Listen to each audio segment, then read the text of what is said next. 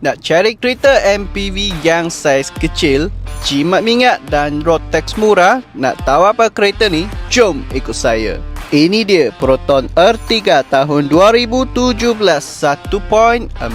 Kereta ni di JB Autoworld hanya nak drive 34,800 sahaja dengan harga body. Kenapa saya nak recommend anda kereta ni? Kerana first, kereta ni roadtax dia sangat murah sahaja. Setahun hanya perlu RM70. Second, kereta ni maintenance dia sangat murah sahaja. Kalau anda nak buat minor maintenance 100 hingga 300 pun boleh kau claim. Beli kereta ni anda memang tak akan rugi sebab kereta ni datang sekali dengan condition yang sangat cantik.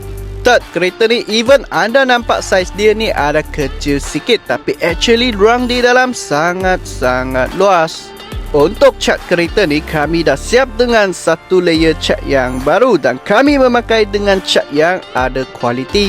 Pakai kereta ni lagi beberapa tahun pun tak payah risau cat dia ni akan cepat rosak. Untuk rem kereta ni masih memakai dengan original rim 15 inci. Alright guys, tak buang masa anda, mari saya tunjuk anda interior dia. So ini ialah interior kereta ni. So anda boleh tengok interior dia condition sangat cantik lagi. Dan kebanyakan warna dia ni ialah warna creamy. So untuk warna creamy ni dia biasa nampak clean sikit lah. Tapi anda mesti pandai jaga, selalu nak lap untuk kasih bersihkan sikit. Sebab ini dia pun senang nampak kotor. Condition steering dia pun sangat cantik lagi. Tak ada kupas-kupas ataupun ada cala dan ketuk. Okay, dashboard pun sama sahaja, tak ada cala, tak ada ketuk. Kereta ni dia seperti kereta condition baru. Kereta ni pun ialah auto transmission dan di bawah sini ada lagi USB port. So di atas dia ni ada lagi single din player. Ini ialah original punya. Kerusi dia ni ialah full original fabric seat dan tengok kerusi dia sangat-sangat cantik, sangat-sangat licin. Dan kerusi dia pun sangat soft macam sofa dekat rumah anda. So passenger seat dia ni boleh muat 3 orang dewasa. Okay, kerusi punya condition pun sangat cantik. Tengok, langsung tak ada calar ataupun ada koyak. Even dia fabric ni mungkin lah dia senang kotor sikit. Tapi anda tengok, interior dia ni sangat-sangat bersih. So, anda boleh tengok passenger seat di tengah-tengah sini memang boleh muat 3 orang dewasa. Okay, ruang dia pun sangat luas. Dia seperti Proton Exora punya ruang. Sangat luas juga. So, tengok kerusi dia ni langsung tak ada calar ataupun ada koyak.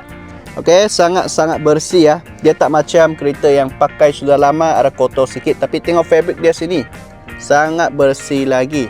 Door trim semua pun sangat bersih lagi. So passenger seat belakang sini pun ada sediakan dengan aircon blower. So duduk belakang tak payah risau akan panas. Passenger seat paling hujung sini boleh muat lagi 2 orang dewasa. Boot belakang dia, kalau anda ada bawa full passenger, maybe ruang dia ni ada kecil sedikit. Tapi actually kerusi dia ni boleh kena turun. Tengok selepas kasih turunkan kerusi dia, ruang automatik jadi besar sudah. Kepada korang sesiapa minat kereta ni punya, boleh PM number saya dekat atas. Dan kepada korang sesiapa nak cari kereta yang berkualiti punya, datanglah JB Autoworld. Saya di sini tunggu anda. Bye bye.